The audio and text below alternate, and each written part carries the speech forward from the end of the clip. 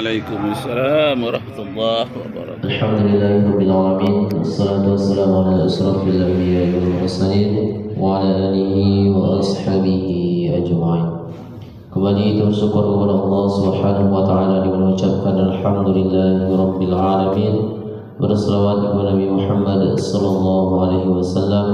Allahumma shalli ala sayyidina Muhammad wa ala ali sayyidina Muhammad. Assalamualaikum ya Rasulullah. Bapak Ibu jemaah salat subuh dimuliakan oleh Allah Subhanahu wa taala, yang akan menyampaikan kajian subuh kita pada pagi hari ini yaitu Al-Ustaz Dr. Muhammad Rakib Jawari MA. Kepada Al-Ustaz kami persilakan.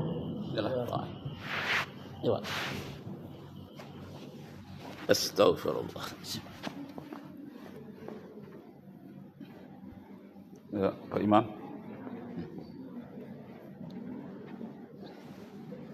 Astaghfirullah.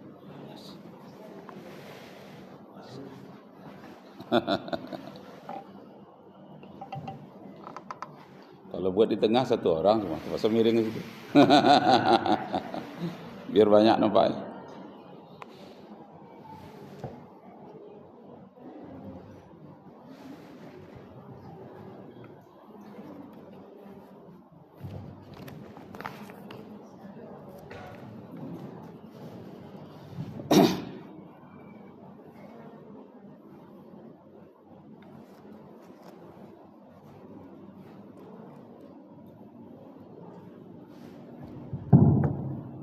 Assalamualaikum warahmatullahi wabarakatuh.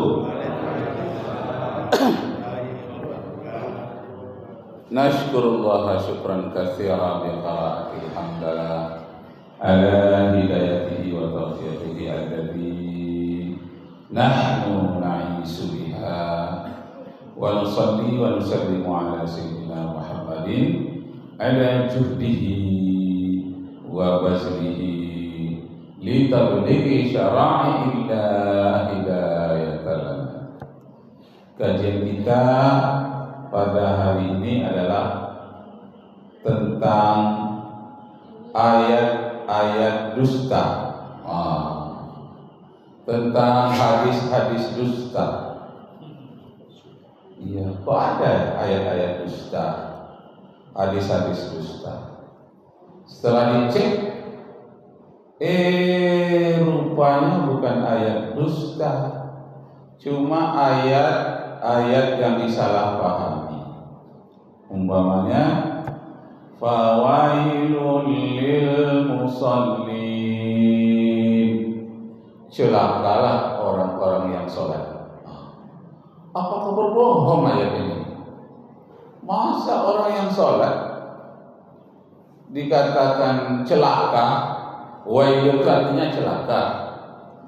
Fawailul lil musallin, celakalah orang-orang yang sholat. Nah, berarti ayatnya berbohong, berdusta. Setelah dicek bukan berdusta, cuma dipenggal, diambil di tengahnya, yang di belakangnya dibuang, yang di depannya juga dibuang, diambil tengah-tengah.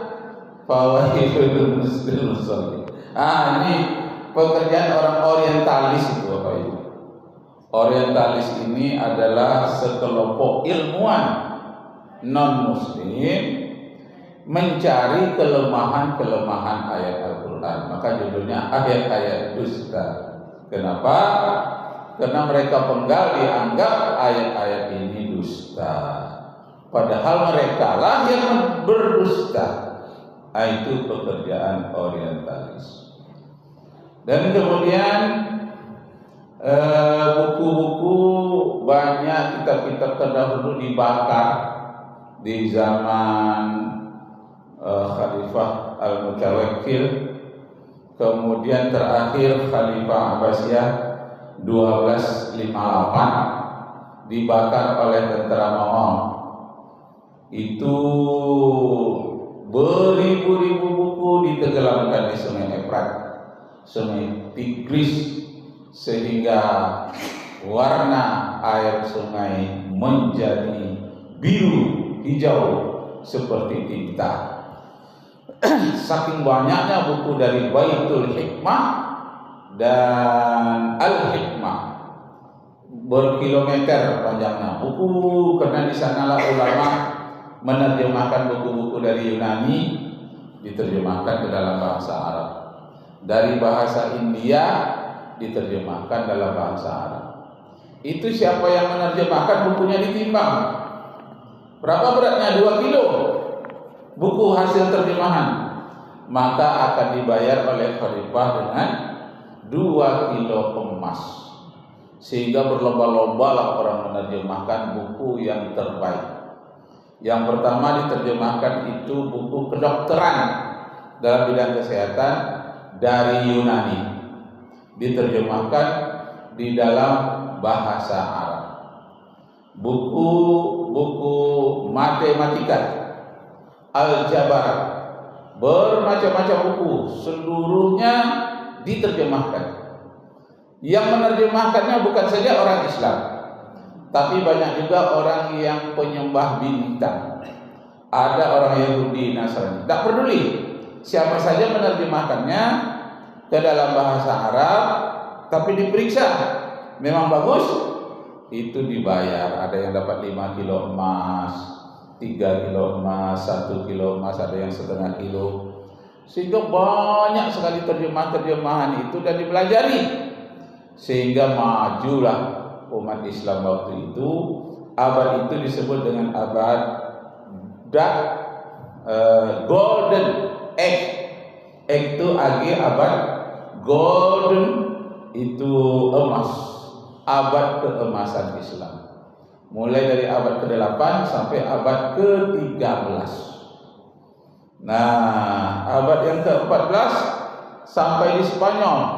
Tapi 1492 Spanyol itu dihancurkan umat Islamnya oleh yang wanita itu, perempuan, Isabella. Ferdinand dengan Isabella yang menghancurkan kekuatan umat Islam di Cordoba.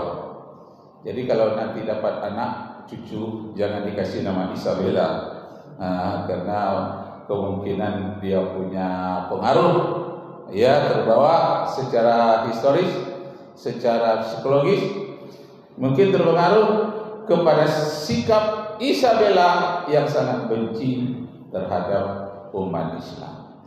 Jadi di 2 tempat umat Islam itu dihancurkan, di Baghdad 1258, di Spanyol 1492 Masehi.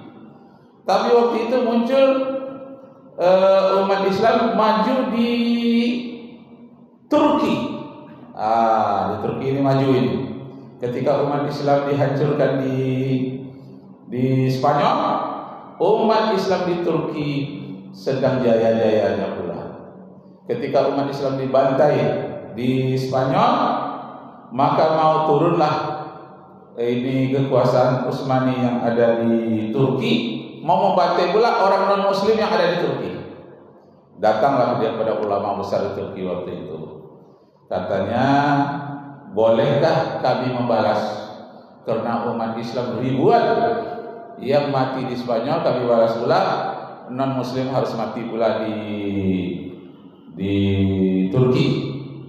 Waktu itu baru lepas dari Konstantinopel, akhirnya menjadi Istanbul, kota Islam. Nah, tidak boleh, kata ulama, tidak boleh. Kalau mau berjuang, pergi saja ke Spanyol. Tidak boleh non-Muslim yang ada di Turki yang dibantai. Nah, begitulah sejarah itu di mana-mana mendapat yang hebat. Kemudian waktu itu juga umat Islam dengan kerajaan Mughal namanya. Kerajaan Mughal itu maju di India.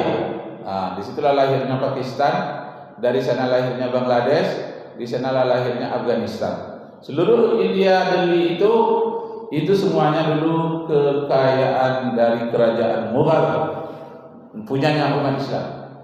Orang India, orang Hindu aman di bawah pimpinan umat Islam. Tidak ada umat Hindu yang dipenjarakan dan tidak ada candi-candi yang dibakar. semuanya aman. Tapi ketika umat Islam tak berkuasa lagi oleh masuknya penjajahan Inggris, itu banyak masjid-masjid yang dirobohkan, termasuk Masjid Babri, masjid yang terbesar peninggalan kerajaan Mughal. Nah, itu dalam sejarah banyak sekali. Lalu orang-orang orientalis mencari kelemahan Islam melalui sejarah, melalui ayat Al-Quran, melalui hadis. Orang orientalis ini rupanya di antara ribuan orientalis ada satu orang yang mencari kelemahan Islam, justru mendapatkan kehebatan Islam. Namanya Harji, dari Inggris, abad yang ke-17. Lalu Harji inilah merumuskan, puas saya mencari kelemahan-kelemahan Islam itu tidak ada, tapi kelemahan umatnya ada. Kelemahan oknum-oknumnya pribadi ada, tapi ajaran tidak. Maka dia rumuskanlah, Islam is indeed much more than a system of theology. It's a complete civilization.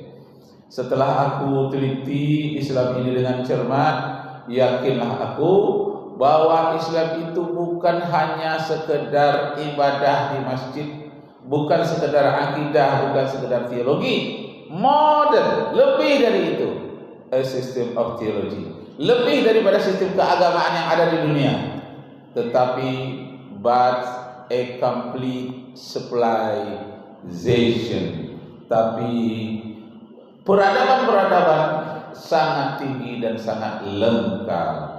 Itu yang didapati oleh Harji.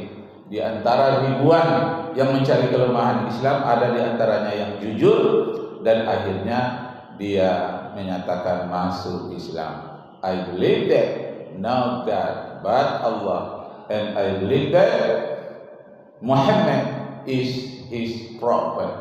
Mulai hari ini aku percaya bahwa tiada Tuhan selain Allah, Nabi Muhammad utusan Allah. Itu yang serius. Nah, di antara buku-buku itu ada yang dilarikan ke Eropa dari Baghdad, ada yang dari Spanyol dilarikan juga ke Eropa, ada yang dari India dilarikan juga di Eropa. Di antaranya buku-buku tentang perbintangan, tentang ilmu falak, astronomi, dan bagaimana mengambil solar energi, mengambil energi matahari. Orang Barat baru sekarang menggunakan energi matahari. Pada abad yang ke-8 itu Al-Khawarizmi dengan ilmu aljabarnya telah merumuskan bagaimana bisa menangkap cahaya matahari. Bisa digunakan untuk memutar jam, bisa digunakan untuk memanaskan air untuk keperluan sehari-hari, air panas, dan bisa untuk membangkitkan tenaga listrik. Sekarang baru besar-besaran orang menggunakan sinar energi. Jadi yang akan datang atap rumah kita nggak seng lagi, atap rumah, tapi terdiri dari solar energi yang ditempelkan di atap kita. Pertama, dia akan melindungi kita dari hujan panas. Yang kedua, dia menangkap sel matahari, dihubungkan dengan baterai khusus yang menyimpan energi. Akhirnya rumah kita bisa terang tanpa listrik seperti sekarang ini. Karena listrik kita sekarang ini bisa tenaga fosil, yaitu merupakan pelapukan dari makhluk-makhluk masa lalu. Dia menjadi minyak ini tersimpan berjuta-juta tahun di dalam bumi. Nah, ini disedot, itu rupanya merupakan energi. Yang kedua bisa energi dari air, PLTA ya, perusahaan listrik tenaga air. Bisa juga perusahaan listrik takut angin. Begitu ada angin berhenti ya. PLTA ya, tenaga air. Nah, macam-macam yang dicarikan orang. Itu sumbernya dari mana? Termasuk penciptaan pesawat dari Spanyol. Umat Islam di Spanyol, di Cordova masih ada namanya Istana Alhambra. Salah satu dari masjid di sana itu katanya telah dibeli oleh organisasi NU, ada yang dibeli oleh Muhammadiyah dari Indonesia. Ada salah satunya di Spanyol sudah dibeli oleh umat Islam Indonesia atas nama organisasi, jadi bukan atas nama Indonesia, atas nama organisasi. Nah, jadi Bapak Ibu kaum muslimin, begitu hebatnya umat Islam di dalam